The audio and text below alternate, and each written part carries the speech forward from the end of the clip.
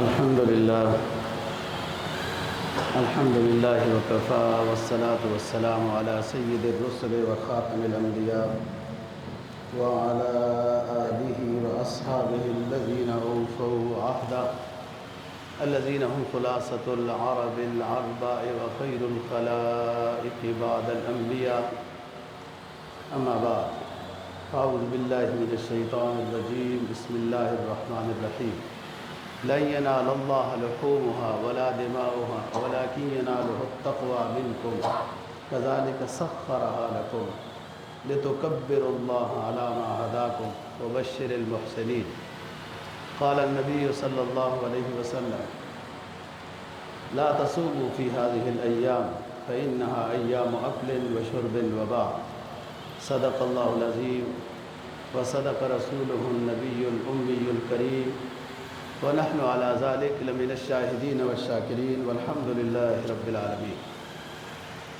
17واں پارہ سورہ حج کی ایک آیت کریمہ تلاوت کی ہے اور جناب نبی پاک صلی اللہ علیہ وسلم کا ایک فرمان تلاوت کیا ہے جس کو مسند احمد نے روایت کیا ہے۔ آیت کریمہ کا مفہوم یہ ہے لن ینال اللہ لحومها ولا دماؤها، اللہ کو اوپر تمہاری قربانی کا گوشت یا خون نہیں پہنچتا، وَلَكِنْ يَنَالُهُ التَّقْوَى مِنْكُمْ، بلکہ اللہ تعالیٰ کو پہنچتی ہے تمہاری پرہیزگاری، تقوی، بات کا ماننا۔ كَذَلِكَ سَخَّرَهَا لَكُمْ، اللہ تعالیٰ نے ان جانوروں کو تمہارے تابع کر دیا ہے۔ وَلِتُكَبِّرُوا اللَّهَ عَلَى مَا هَدَاكُمْ، اور تم ان ایام میں بھی تکبیرات پڑھو اور ذبح کے وقت بھی اللہ کا نام لے کے تکبیر پڑھ کے ذبح کرو۔ كَذَلِكَ سَخَّرَهَا لَكُمْ لِتُكَبِّرُوا اللَّهَ عَلَى مَا هَدَاكُمْ وَبَشِّرِ الْمُحْسِنِينَ، اور جو لوگ یہ بات ماننے والے ہیں، عمل کرنا کا رکھتے ہیں ارادہ، تو اے نبی ایسے لوگوں کو خوشخبری سنا دیجئے کہ یہ اللہ کی رضا کے مستحق ہیں۔ جناب نبی پاک صلی اللہ علیہ وسلم کے فرمان کا مفہوم یہ ہے، آپ نے فرمایا لا تصوموا فی هذه الایام، عید کے دنوں میں روزہ نہ رکھو، فإنها ایام اکل وشرب وباع، اس لیے کہ یہ تمہارے لیے کھانے پینے کے دن ہیں۔ آج عید الاضحیٰ جس کو بڑی عید کہتے ہیں اس کا دن ہے، اور عظیم ایام میں سے، بڑے دنوں میں سے یہ بڑا دن ہے، اور اس کی بہت بڑی فضیلت عید کی نماز کی ادائیگی کے ساتھ بھی ہے۔ حدیث میں آتا ہے کہ جب لوگ عید کی نماز پڑھ کر جا رہے ہوتے ہیں تو اللہ تعالیٰ پوچھتے ہیں فرشتوں سے یہ لوگ کیوں آئے تھے، کیا کہہ رہے تھے اور کیا سوال کر کے واپس جا رہے ہیں، حالانکہ اللہ تعالیٰ کو تو سب معلوم ہے۔ فرشتے بتاتے ہیں کہ اللہ پاک یہ آپ سے اپنے گناہوں کی مغفرت کرانے کے لیے آئے تھے، آپ کی رضا چاہتے تھے۔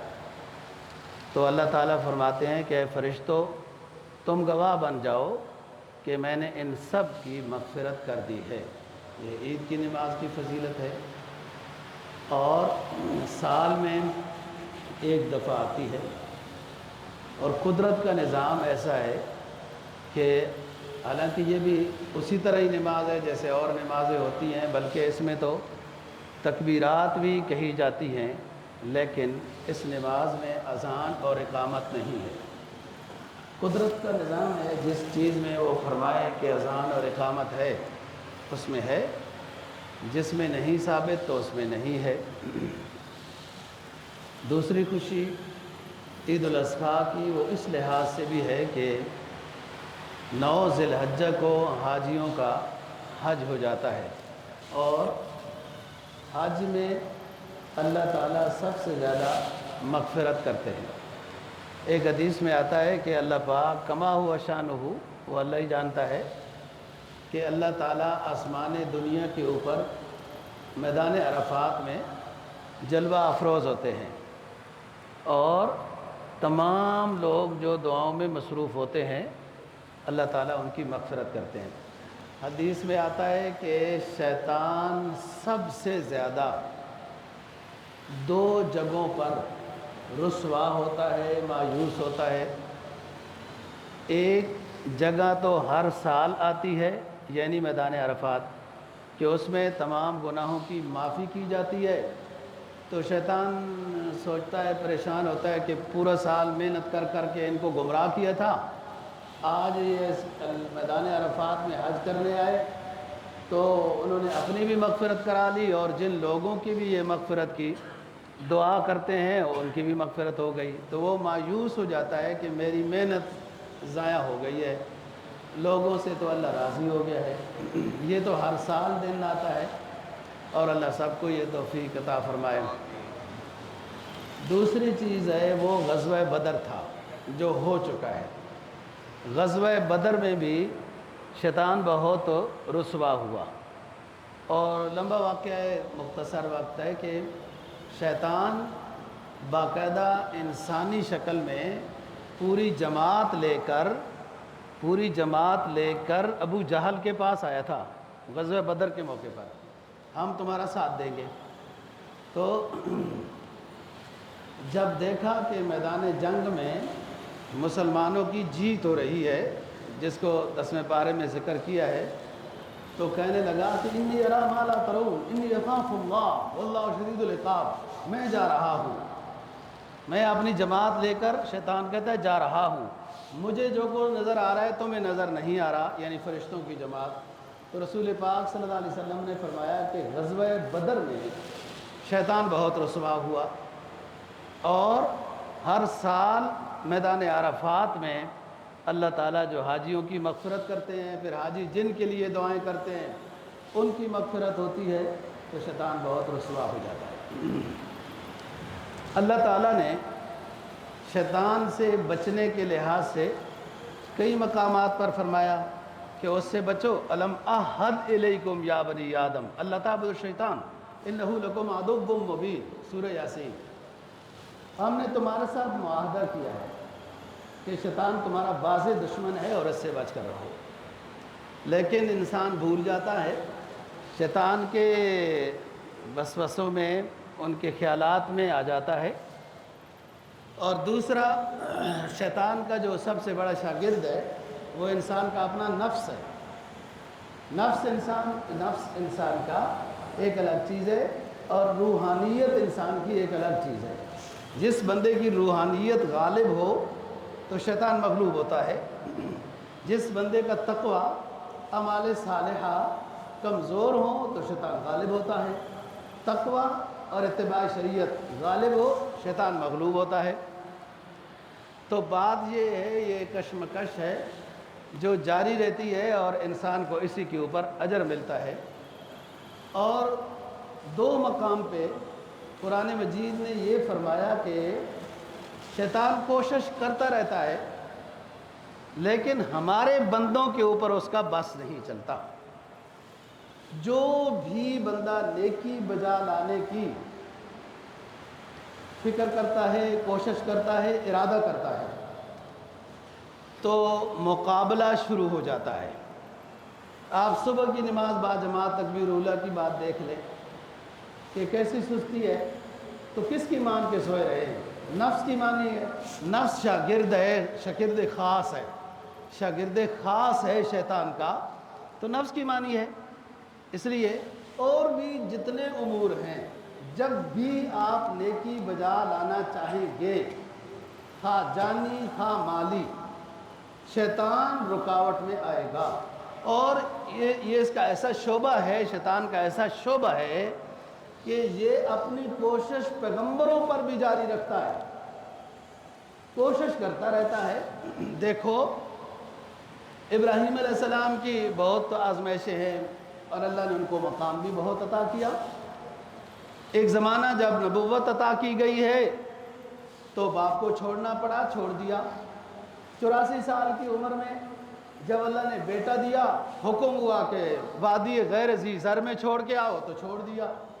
پھر جب بچہ 13 سال کا ہوا تو خواب میں دکھایا گیا کہ ذبح کرتا ہوں۔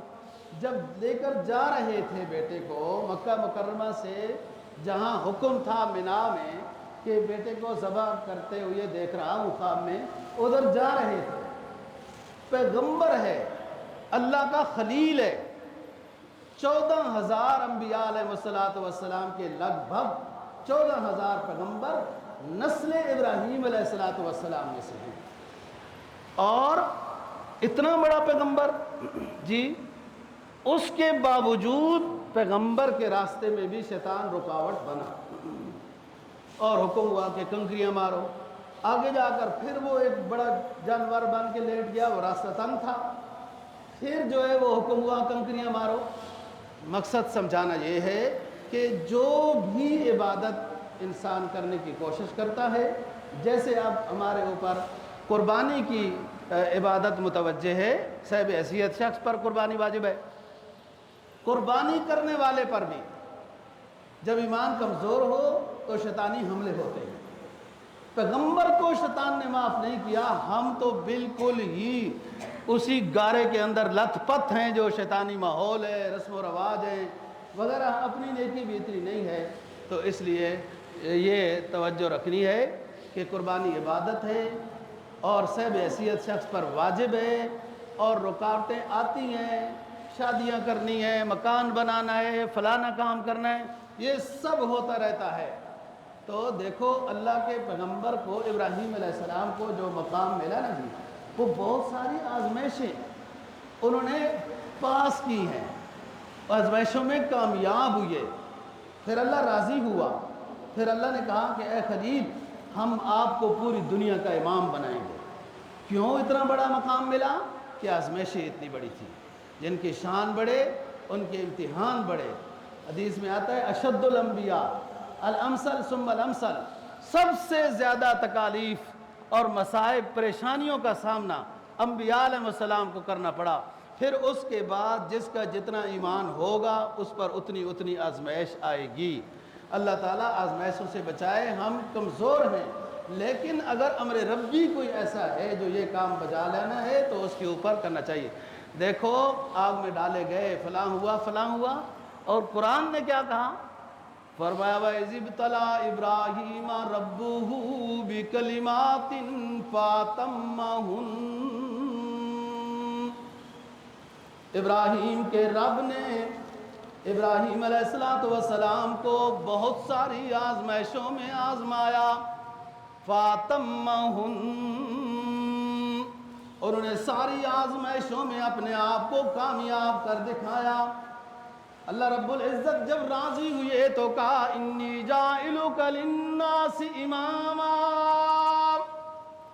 اے میرے خلیل آپ نے ہر طرح کی اپنی آزمائشوں میں سے اپنے آپ کو کامیاب پایا، تو ہم آپ کو اعزاز یہ دے رہے ہیں، آپ کو انعام یہ دے رہے ہیں کہ ہم آپ کو پوری دنیا کا امام بنائیں گے۔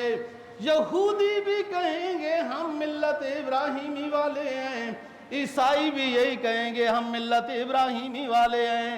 قرآن کہتا ہے مشرکین مکہ بھی کہتے ہیں کہ ہم بھی ملت ابراہیمی والے ہیں۔ صحیح معنی میں نفس الامر میں آخری شریعت اور آخری امت محمد صلی اللہ علیہ وسلم ملت ابراہیمی والی ہے۔ قرآن نے کہا ما کان ابراہیم یہودیا ولا نصرانیا ولکن کان حنیفا مسلما وما کان من المشرکین۔ ابراہیم نہ یہودی تھا، نہ عیسائی تھا، نہ مشرک تھا، بلکہ اللہ کا ایک موحد بندہ تھا، بت شکن تھا، بت گر نہیں تھا، بت شکن تھا۔ جب ساری آزمائشوں میں ہم نے ابراہیم کو کامیاب پایا تو اللہ نے یہ اعزاز دیا انی جاعلک للناس اماما، اے میرے خلیل آپ کو ہم قیامت تک کے لیے امام بنائیں گے، سارے لوگوں کا امام بنائیں گے۔ تو ابراہیم علیہ السلام نے کہا قال ومن ذریتی، اے میرے رب میری اولاد کو بھی آپ یہ اعزاز بخشیں گے۔ تو اللہ تعالیٰ نے فرمایا لا ینال عہد الظالمین، جو آپ کی طریقہ کار سے ملت ابراہیمی سے پھر جائیں گے، شرک کرنے لگ جائیں گے، ان کے ساتھ ہمارا وعدہ نہیں ہے۔ مسئلہ کیا سمجھانا ہے کہ شیطان ہر عبادت کرنے کے لحاظ سے اپنی کوشش سے رکاوٹ بننے کی کوشش کرتا ہے۔ ابراہیم علیہ السلام پر بھی رکاوٹ بننے کی کوشش کی لیکن کامیاب نہیں۔ انسان جب دین کا علم رکھتا ہے، دین والوں کے ساتھ جڑ کے رہتا ہے تو بندے کا کچھ حصار رہتا ہے۔ جیسے حدیث میں ہے نا، تل کرسی پڑھا کرو، آخری کل پڑھا کرو، صبح تسبیحات یہ کرو، شام کو تسبیحات یہ کرو، یہ سارا حصار ہے انسان کے لیے جو وہ شیطانی حملوں سے بچ سکے۔ تو دوسری مقام پہ کیا فرمایا کہ جو بندے ہمارے شکر گزار ہوتے ہیں وہ شیطان کی جال سے بچ جاتے ہیں۔ لا تجدوا اکثرہم شاکرین۔ لیکن قرآن نے آگے ایک اور بات بھی کہہ دی، اکثر شکر گزار نہیں ہوتے۔ آپ لوگوں کے حالات دیکھتے رہیں، باتیں سنتے رہیں، ہمیں کیا ملا ہے، ہمارے پاس کیا ہے، بس پریشانیاں ہیں، تنخواہ بھی تھوڑی ہے، بدقسمتی سے پاکستان میں پیدا ہو گئے، ادھر سوائے مہنگائی کے ہر آنے والا دن پچھلے دن سے مشکل ہوتا رہتا ہے، اور یوں ہے، مکان بھی صحیح نہیں ہے، فلان بھی صحیح نہیں نا، یہ ناشکریاں ہیں نا، یہ ناشکریاں ہیں۔ نہیں، بندہ اپنی محنت دیکھے، اپنے اوقات پر اور نعمتوں پر نظر ڈالے۔ اللہ نے فرسٹ کلاس بنایا، صحت مند بنایا، بیگم دی، بچے دیے، اور جو دال روٹی کھانا چاہتا ہوں الحمدللہ اللہ دے رہا ہے۔ تو شکر گزاری میں جو بندہ مصروف رہتا ہے، قرآن کہتا ہے کہ شیطان کا اس کے اوپر بس نہیں چلتا۔ لیکن آگے کیا کہا، وَلَا تَجِدُ أَكْثَرَهُمْ شَاكِرِينَ۔ آپ اکثر لوگوں کو شکر گزار نہیں پائیں گے، گلہ شکوہ ہی کرتے رہیں گے۔ کوئی اولاد والدین پر گلہ شکوہ، کوئی کس پر گلہ شکوہ، کوئی اپنے لحاظ سے نہیں۔ نعمت کے اضافے کے لیے گر یہ ہے جو قرآن نے بتایا، نعمت کے اضافے کے لیے آپ صحت میں نعمت چاہتے ہیں، رزق میں اضافہ چاہتے ہیں، صحت میں اضافہ چاہتے ہیں، کس چیز میں اضافہ چاہتے ہیں؟ نوکری کے اندر گریڈ بڑھ جائے اس کا اضافہ چاہتے ہیں، تو قرآن نے جو گر بتایا ہے اصل وہ ہے کیا کہ لَإِن شَكَرْتُمْ لَأَزِيدَنَّكُمْ وَإِن كَفَرْتُمْ فَإِنَّ اللَّهَ لَهُوَ الْغَنِيُّ الْحَمِيدُ۔ اگر نعمت پر شکر گزاری لاؤ گے، شکر گزار بنو گے، ہم اس نعمت میں اضافہ کریں گے۔ آپ کبھی 2 رکعت نفل بطور شکرانہ اپنی صحت کے لیے بھی پڑھے نا۔ دوائیوں پر تو بڑا اعتماد ہے، وہ کھاتے ہی جا رہے ہیں، پڑھتے ہی جا رہے ہیں، پتہ نہیں ان کے اندر فائدہ بھی ہے یا کوئی نہیں ہے، اللہ دے تو فائدہ ہوتا ہے۔ لیکن جس نعمت میں قرآن کہتا ہے آپ اضافہ چاہتے ہیں، اس نعمت پر آپ شکر گزاری کریں، اور ادھر ادھر باتیں کرنے کے بجائے نوکری میں بھی گریڈ میں اضافہ چاہتے ہیں تو جو ہے اس پر شکر بجا لائیں، اور انشاءاللہ تعالی اضافہ ہوگا، رزق میں برکت ہوگی۔ قرآن کیا کہتا ہے پھر؟ فرمایا اِنَّهُ لَيْسَ لَهُ سُلْطَانٌ عَلَى الَّذِينَ آمَنُوا وَعَلَىٰ رَبِّهِمْ يَتَوَكَّلُونَ۔ شیطان کا بس، شیطان کی حکمرانی، اِنَّهُ لَيْسَ لَهُ سُلطان، سلطان بادشاہ کو کہتے ہیں۔ فرمایا شیطان کا بس، اس کی حکمرانی، اس کا سلطنتی نظام نہیں چلتا اہل ایمان اور ان لوگوں پر جو اللہ پہ بھروسہ رکھتے ہیں، اللہ پر فیصلہ چھوڑتے ہیں۔ اسلام کیا کہتا ہے؟ ظاہری اسباب کو آپ اختیار کریں، بھروسہ اللہ پر ہی ہے۔ دکان کھولی، یہ ہم نے سبب اختیار کیا، گاہک بھیجنا، نفع دینا اس کے بس میں ہے، اور بھی تمام امور میں رزق میں اضافہ۔ اللہ تو بات یہ ہے دوستو، یہ عبادت ہے اور مالی عبادت ہے۔ جو صاحب حیثیت ہے 5 لاکھ کی مالیت جو بندہ عید کے 3 دنوں میں رکھتا ہے، 5 لاکھ کی مالیت جو بندہ عید کے دنوں میں رکھتا ہے، اس پر سال گزرنا بھی شرط نہیں ہے، جیسے زکوٰۃ پر ہوتا ہے۔ فطرانہ بھی اس پر واجب ہوتا ہے جو عید کے دن میں صاحب نصاب ہے، سال بے شک میں گزرا، عید کے دن پیسے آ گئے۔ 10 ذی الحجہ، 11 ذی الحجہ، 12 ذی الحجہ، مغرب کی اذانوں سے پہلے جس کے پاس 5 لاکھ کی مالیت آ گئی، اس پر قربانی واجب ہو جاتی ہے، قربانی واجب ہو جاتی ہے۔ یہ صاحب حیثیت ہے، اور گھر میں ایک فرد ہے کمانے والا اور اس کے بینک بیلنس میں 5 لاکھ ہیں تو ایک قربانی واجب ہے۔ گھر میں 4-5 بندے ہیں کمانے والے اور مشترکہ کچن ہے، مشترکہ کچن میں سارے حصہ ملاتے ہیں، لیکن کچھ اپنے پاس بھی رکھتے ہیں۔ جو اپنے پاس رکھتے ہیں وہ اپنے پاس رکھا ہوا عید کے دن میں اگر 5 لاکھ ہے تو اس پر بھی قربانی واجب ہے۔ ایسا ہو سکتا ہے کہ گھر میں 4-5 فرد ہوں، 4-5 پر ہی قربانی واجب ہو۔ جی دوستو، یہ قربانی واجب ہے۔ بعض حضرات ادھر ادھر دنیا بیٹھی ہے، کیا سے کیا کہتی جا رہی ہے۔ اصول حدیث یہ ہے، یاد رکھنا بات، اصول حدیث یہ ہے کہ جس حدیث پر، جس فرمان پر رسول پاک صلی اللہ علیہ وسلم نے عمل نہ کرنے والوں کے بارے میں وعید بیان کی ہو کہ فلانا کام کرو، جو نہیں کرے گا ہم مجھ سے ناراض ہیں، تو یہ کام واجب ہو جاتا ہے۔ یہ سنت نہیں رہتی، پھر واجب ہو جاتا ہے۔ مثلا آپ نے فرمایا کہ من وجد ساعتن، ترمذی نے روایت کیا ہے، من وجد ساعتن لأن یضحی فلم یضحی فلا یحضر مصلانا۔ جو شخص صاحب حیثیت ہے، قربانی کر سکتا ہے، اس کا ارادہ نہ کرنے کا ہے، تو ہمارے ساتھ وہ عید کی نماز میں شریک نہ ہو۔ مطلب ناراضگی ہے، کتنا بڑا جملہ ہے، جس کو امام الانبیاء صلی اللہ علیہ وسلم یہ فرما دیں کہ ہمارے ساتھ عید کی نماز نہ پڑھنا۔ آپ کو پتہ ہے کہ جو بہت مطلب مخالفت کرتے تھے اسلام کے، نبی کو ایذا پہنچانے کی، منافق تھے، 9 ہجری میں ان کی آپ صلی اللہ علیہ وسلم کو نشاندہی کر دی گئی تھی، نام بتا دیے گئے تھے کہ یہ منافق ہے، اور آپ نے ابو حذیفہ بن یمان رضی اللہ تعالیٰ عنہ کو ان منافقین کے نام بتایا اور فرمایا کہ کسی کو نہ کہنا۔ لیکن بعض بہت زیادہ شر پسند تھے، آپ نے جمعے کی نماز میں ان کو کہا اٹھو جاؤ یہاں سے، تم ہمارے پیچھے جمعہ نہ پڑھو، تمہارا جمعہ پڑھنے کا کوئی فائدہ نہیں ہمارے پاس۔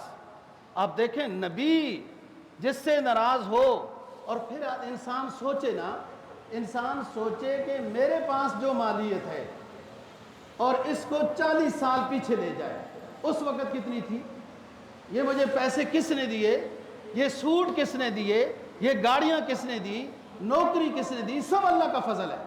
تو اس لیے ہم اگر 30-40 سال پیچھے کی طرف جائیں تو کتنے کمزور تھے، ڈھنگ کے کپڑے کو نہیں ہوتے تھے، آج کپڑے مٹتے ہی نہیں الماریوں کے اندر، سب اللہ کی نعمت ہے یہ، تو اللہ کا شکر بھی بجا لائیں، اور صاحب حیثیت شخص قربانی ادا کرے، ہیلے بھیلے طویلوں وغیرہ ان سے اپنے آپ کو بچائے، یہ واجب ہے۔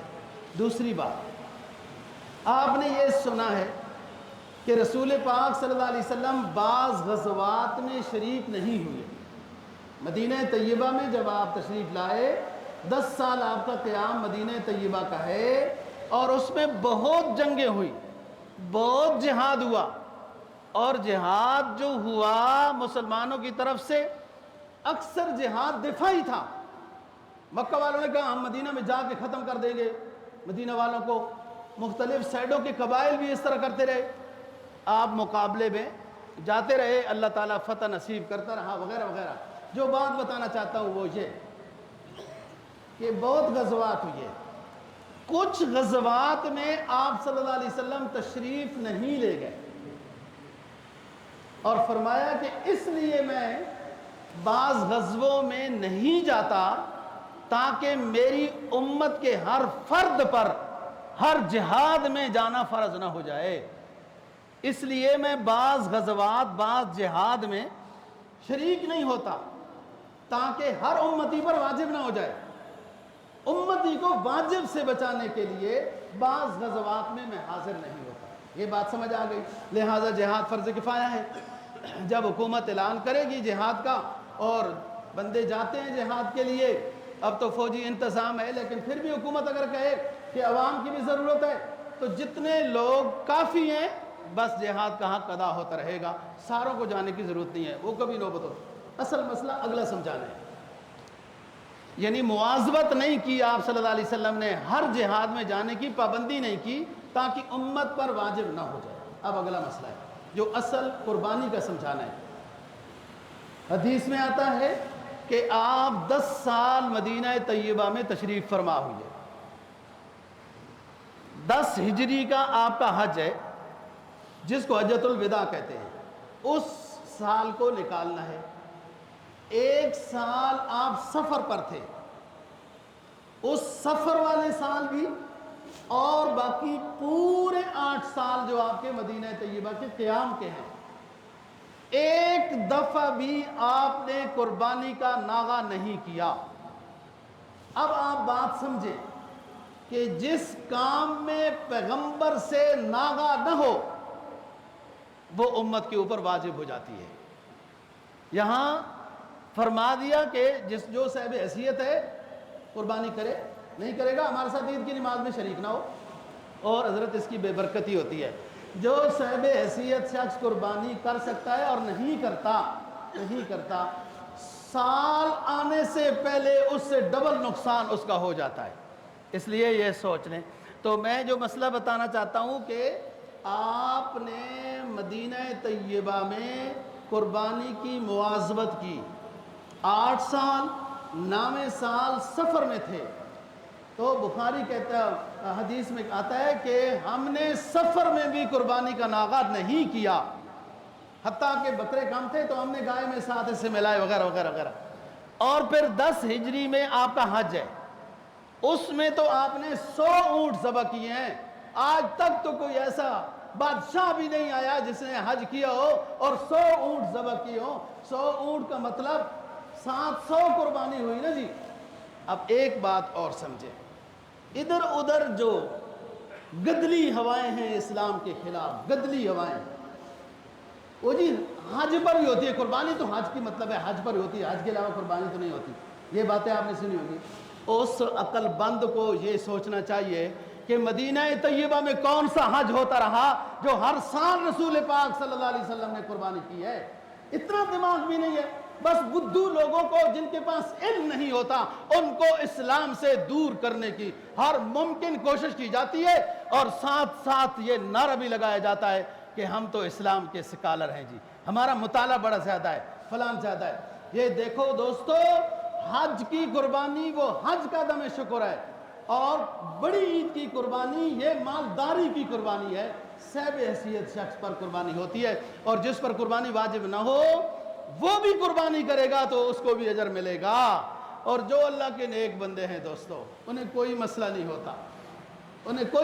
ہوتا، اللہ کا حکم آیا خوشی سے کریں گے، اور جب اس نیکی پر عمل کر لیں گے نا جی، ان کو پھر راحت ہوگی کہ الحمدللہ ہم جیسے کمزوروں سے اللہ پاک نے یہ نیکی بھی کرا لی۔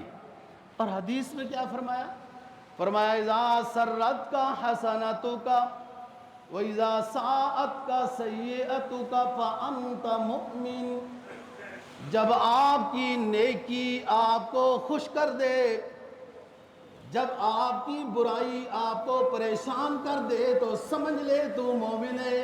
مومن بندے تو دوستو ہر حال میں اللہ کے حکم کی اتباع میں ہوتے ہیں، اتباع کر کے دعا کرتے رہتے ہیں، شکر ادا کرتے ہیں۔ اور شیخ سعدی نے کیا بات کہہ دی، فرمایا بانگرو کہ الصاغر وفا مستن، بانگرو کہ الصاغر وفا مستن، امید ماں برسانید کے ہر کجا ہستن۔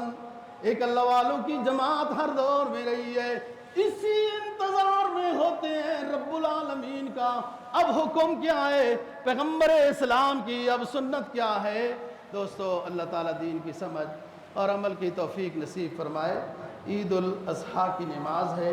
اضحیٰ کا لغوی معنی ہے چاشت، چاشت کے وقت عید کی نماز پڑھنا، یہ بالکل لفظ کے ترجمے کے مطابق ہے۔ ہم نے اسی لحاظ سے کوشش کی، 5 بجے سورج طلوع ہو رہا ہے، 2 گھنٹے کے بعد چاشت کا وقت ہوتا ہے، اور اب 7 بجے چاشت کا وقت ہے۔ پہلے بھی ادا ہو سکتی ہے، وطنی لوگوں کو اتنی جلدی کیا ہوتی ہے۔ ہم نے تو ایک دفعہ 6:30 بجے ادا کی اور باہر گئے تو ابھی کسائی انگڑائیاں ہی لے رہے تھے۔ تسلی سے لوگ آ جائیں نہا دھو کے، ظہر کے زوال سے پہلے پہلے، ظہر کے وقت داخل ہونے سے پہلے پہلے عید کی نماز ہو جاتی ہے، تھوڑی چھوٹی ہو یا بڑی۔ عید کی نماز 2 رکعت نماز عید الاضحیٰ، ما زائد تکبیرات واجبات کے، پیچھے سے امام کے، منہ قبلے کی طرف، اللہ اکبر۔ امام صاحب ثنا پڑھے گا، پھر 3 مرتبہ اللہ اکبر اللہ اکبر اللہ اکبر کہے گا۔ آپ لوگوں میں نہیں کہنا ہے ایسا اللہ اکبر اور کانوں کو ہاتھ لگانے۔ پھر امام صاحب قرات کرے گا، سورت پڑھے گا، فاتحہ پڑھے گا، رکوع کرے گا، پھر دوسری رکعت میں امام صاحب اٹھے گا تو پہلے امام صاحب الحمد شریف اور سورت پڑھے گا۔ رکوع سے پہلے امام صاحب 3 مرتبہ اللہ اکبر اللہ اکبر اللہ اکبر کہے گا، آپ لوگ بھی اللہ اکبر کہیں گے، کانوں کو ہاتھ لگائیں گے، اور چوتھی مرتبہ جب جو ہے وہ اللہ اکبر امام کہے گا تو رکوع میں جاتے ہیں۔ بات یہ ہے دوستو، اسلام نام ہے حکم کے ماننے کا۔ جمعے میں یہ بات ہے کہ پہلے خطبہ ہوتا ہے، نماز بعد میں ہوتی ہے۔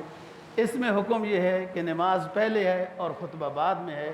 خطبہ 2 جو خطبے ہوتے ہیں، جمعے کے خطبے ہوں یا عید کے خطبے ہوں، یہ 2 رکعت نماز کے حکم میں ہوتے ہیں، اس لیے خاموشی سے بیٹھنا ہے، کسی کو اشارہ تک بھی نہیں کرنا ہے۔ کوئی غلطی کر رہا ہے، امام ٹوک سکتا ہے، آپ لوگ اس کو نہ وضو خانہ بتائیں تو نہ کچھ بتائیں، چپ کر کے بیٹھے رہیں۔ اب صبح سے اٹھا ہے ابھی تک اس کو وضو خانہ ہی نہیں ملا، صف درست کر لیں، اور اس نماز میں اذان